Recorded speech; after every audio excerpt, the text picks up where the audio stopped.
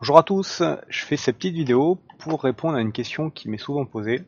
Comment je configure mes drivers moteurs? Alors, un driver moteur c'est quoi? C'est un petit contrôleur qui ressemble à ça. Hop, voilà. Donc c'est une puce avec là vraiment un élément de puissance, un chip de puissance euh, qui possède, voilà, c'est plus simple, qui possède d'un côté des pins de contrôle. Donc ici c'est une pin qui définit le nombre de pas qu'on va exécuter. Ici c'est une pin qui permet de choisir la direction de rotation. Ici tout le bloc, le M0, M1, M2, c'est les pins de configuration. Voilà. Et ensuite la partie intéressante c'est ici, c'est là où on vient brancher le moteur. Donc sur le moteur en fait c'est assez basique. Il y a deux bobinages et les deux bobinages sont reliés directement au driver. Et c'est lui qui envoie la puissance et le signal au moteur pour exécuter un pas, un demi-pas, etc. Voilà. Ça c'est sur le principe.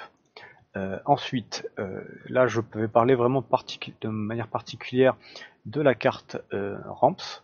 Alors sur la carte ramps, les drivers se mettent à des endroits bien précis là, donc on les voit là, c'est les emplacements qui sont ici. Donc le connecteur d'alimentation vert se trouve sur la gauche là sur ce schéma. Ici, on a les deux fusibles de protection qui sont jaunes ou orange. Et ensuite, on commence à voir les drivers sur chaque axe. Donc le X qui correspond à cet emplacement-là, le Y qui correspond à cet emplacement-là, le Z, le premier extrudeur et le deuxième extrudeur. Voilà. Euh, Ensuite, sous le driver, donc on voit ces logements-là. Donc c'est les pins qui vont nous servir à configurer le mode de fonctionnement de chaque driver, donc comment va tourner chaque moteur. On notera également le marquage ici, on voit bien MS1, on voit pas le MS2 mais il est caché, mais on peut le deviner, et ici on a le MS3. Voilà. Donc le MS1 c'est celui qui va être orienté vers le connecteur d'alimentation vert. Et le MS3, c'est à l'inverse celui qui va être orienté au plus loin ou alors du côté du connecteur qui sert à relier l'afficheur LCD. Voilà. Donc ceci étant dit, le reste ça va être simple. Hop, je reviens sur un driver moteur. Donc vous trouvez le lien vers chaque détail de driver dans la description. Alors pour le 8825, on a deux tableaux, on a celui du 49-88 qui est très classique et celui du 88-25. On peut voir que les tables globalement sont les mêmes jusqu'à 16 micropas, ou jusqu'à 16 micropas on a une différence. Alors dans le cas du 49-88, c'est très simple, pour fonctionner en maximum de résolution, on met tous les jumpers. Donc là en fait, si on revient là, on les met ici, ici et ici. Voilà, donc ça c'est simple.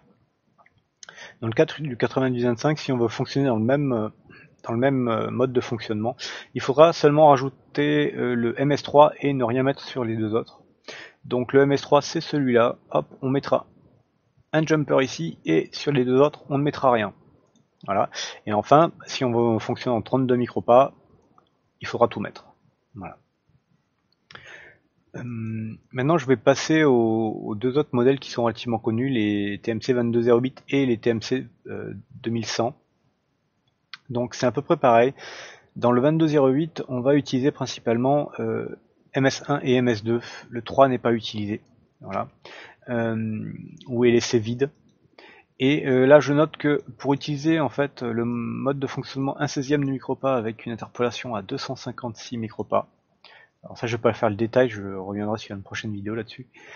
Du coup globalement il faut mettre un jumper sur MS1, MS2 et laisser le MS3 de vide. Donc il faudra le mettre ici, MS1, MS2 et ici le laisser vide. Voilà pour ça. De la même manière pour le 2100. Si on veut fonctionner, donc ici on a un tableau un peu plus compliqué où on a vraiment le détail de chaque mode avec le niveau d'interpolation et le mode de régulation. Donc globalement on a les pins CFG1, CFG2, ça correspond à MS1 et MS2 dans notre cas. Et donc là on nous dit qu'il faut relier donc pour fonctionner avec celui-là, c'est le plus simple. Donc 16 micropas avec une interpolation à 256 micropas en mode spread cycle. Il faut laisser MS1 en relié à la masse et MS2 ouvert. Alors à quoi ça correspond. On a 3 états globalement. On a ouvert, relié à la masse ou relié à VCC. Alors, Kezako, alors pour ça il faut regarder le dessin qui se trouve en bas. C'est globalement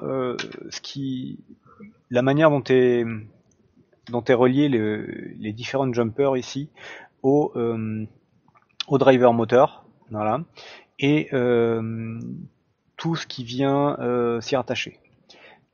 Donc sur chaque driver, en fait, sur la rampe, c'est câblé comme ça. Nous, ce qui nous intéresse, c'est cette partie ici. Ici, c'est les jumpers, c'est la partie des jumpers, donc c'est cette partie ici.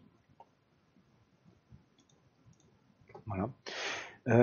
Qu'est-ce qu'on peut voir? On peut voir que là, c'est MS1 qui se trouve ici, MS2 qui se trouve au milieu et MS3 qui se trouve en bas. On les voit ici, M3, M2, M1. Alors, il faudra le voir plus gros, mais voilà. Voilà. Sur MS1, quand on met un jumper, qu'est-ce qui se passe? Eh ben, cette pin-là, en fait, elle va être reliée à VCC, donc à l'alimentation. Donc c'est ce mode-là, VCC. Donc dans cette colonne-là, ça va être ça et ça, ça et ça.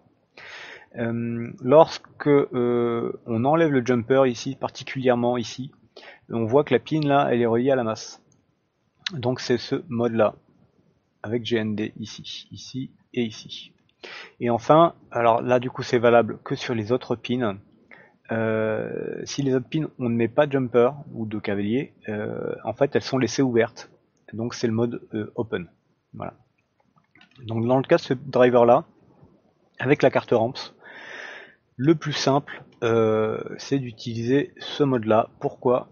Parce que CFG1 pour le relier à la masse, eh bien on a juste à ne pas mettre le jumper ici. Et CFG2 ici le laisse ouvert, donc ne pas mettre de jumper non plus ici. Donc globalement,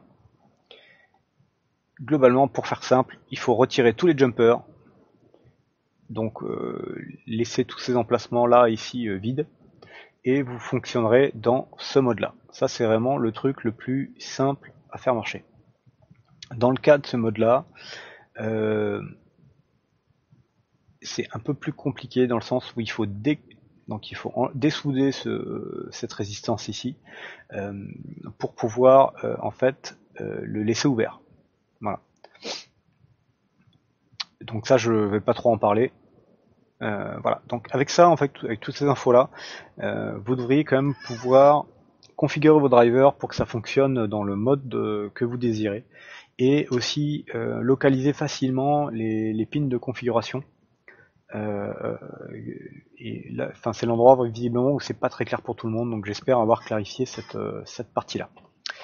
Eh bien du coup je vous dis à plus tard pour une prochaine vidéo.